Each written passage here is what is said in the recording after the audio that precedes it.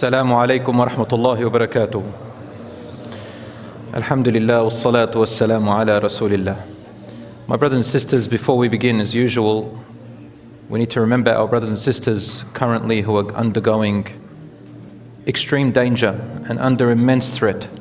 Our dear brothers and sisters and their children and their families in Gaza. And at the moment they are in a very, very tight area called Rafah. And the Prophet ﷺ, he said, the example of the believers to one another is like one body. If one part of it is in pain, the rest of it cannot sleep because of fever and pain. And our hearts are with them and our worries are with them, and the worry and the pain is an obligation that if it doesn't show in a Muslim when they think about their brothers and sisters, then their iman is devoid. How can a heart not feel and be with them? Although we cannot do more, had we had the chance to do it, wallahi, nobody will even delay a single second. But our hearts are with them and our worries and our dua and our thoughts, and we continue to make awarenesses. Do not forget them. For Rasul sallallahu alayhi wasallam never used to forget his brothers and sisters wherever they are. He once stayed 2 months on the minbar. Every single salat, every single day he would get up. He would make dua for the destitute and the oppressed and the weak of the Muslims who were in Mecca. And in general, we'll make dua for all the weak ones. But at the moment, our brothers and sisters in Gaza are the most crucial at the moment. They've been taken from place to place in Gaza, to the north and then to the middle and then to the south and then to everywhere. And they've been bombing them everywhere they go. And now all 1.9 million of them are gathered like sheep to slaughter in one little place in the south. We've already seen children, limbs and bodies hanging from buildings. What was their crime? And Allah says in the Quran, وَإِذَا الْمَوْءُودَةُ سُئِلَتْ بِأَيِّ ذَنْبٍ قُتِلَتْ. When the baby child shall be asked on the Day of Judgment, for what crime was she killed? Allahumma anjil mustad'afeen. We make dua of the Prophet sallallahu alayhi wa sallam for them. Ya Rabb, O Lord of the weak ones, O Lord of the oppressed, O Lord of the children, O Lord of the elderlies, and O Lord of the women, O Lord of our brothers and sisters, O Lord of the world, O Lord of all His creatures, the most powerful, the most merciful. Save our brothers and sisters in Rafah, in Gaza, in Palestine. O Allah, lift the pain and agony and oppression from them and bring relief to them soon. O Allah, give victory to those who are protecting them and standing firm for their shelter and their support. May Allah have mercy upon their martyrs and those who have passed away and unite them with the martyrs.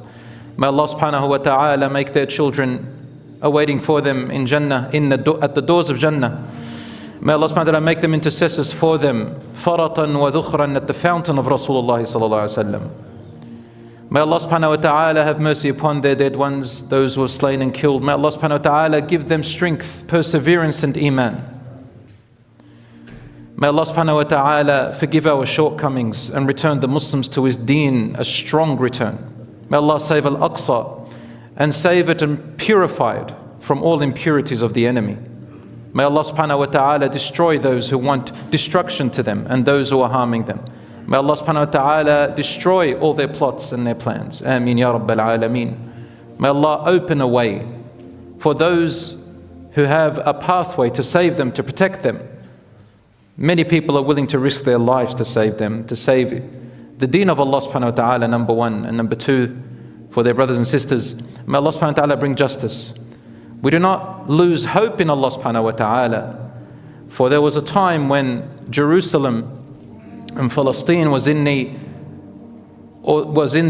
command and authority and conquered by the Crusades for nearly 100 years. After it was under the Islamic rule for nearly 600 years under Umar ibn Khattab, the ones who came after him. And then Salah ad-Din al-Ayyubi, Allah sent him with a group of believers who were ferocious but just and merciful, not like them. And Allah subhanahu wa ta'ala returned it. Can you imagine 100 years No adhan in all of Palestine and Jerusalem. No salat was ever done. Not a Muslim in sight. No worship of Allah in the third holiest mosque. 100 years approximately, and the victory came at the right time. And Salah ad-Din al-Ayyubi treated them with justice and mercy unlike what they did. The Crusaders even slaughtered the Jews that were in there alongside the Muslims and desecrated the Aqsa Mosque. And when Salah ad-Din al-Ayyubi entered, he gave them compassion and mercy and allowed them to stay or allowed them to leave, and welcomed the Jews back into Jerusalem, into Palestine, until the Ottoman Empire and the British Mandate came in, and all injustice wreaked havoc. And these people came in from all around the world. God knows who they are and where they're from. They were certainly not the inhabitants, not the indigenous people. They came in claiming that which is not their right. Took it over, massacred, destroyed, pillaged, caused injustice, and claimed what wasn't theirs. Now it's an ethnic cleansing and a genocide, no matter what they say. The world will change, and a new generation is coming. And the weak is not the one who can't do anything now. The weak is the one who gives up. We have to make awareness for our children and children to come.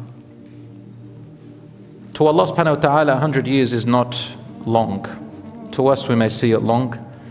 Even Pharaoh, when he had the children of Israel under his oppression, it only was a few hundred years.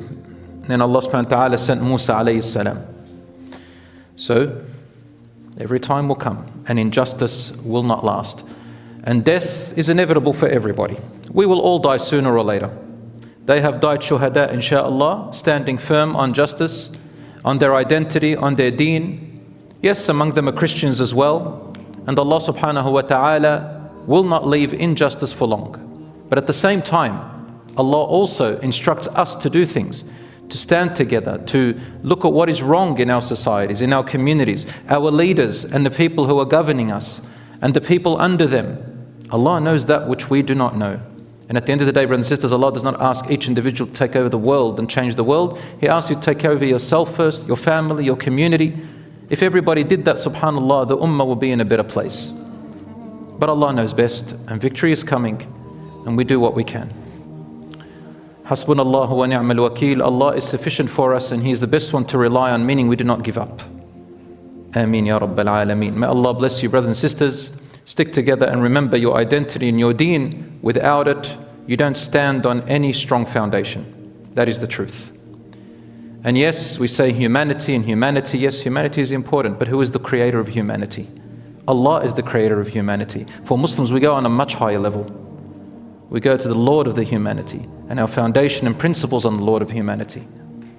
Allah subhanahu wa ta'ala created all of us in all colors and all races and from all backgrounds. And there is no piety or there is no superiority of a nation above another, an ethnicity above another, or a gender over the other, except in piety and righteousness. At-taqwa. May Allah subhanahu wa ta'ala make us persevere on Islam and die as Muslims and die with Him pleased with us and face Him with a pure and clean heart. Ameen ya Rabbal Alameen.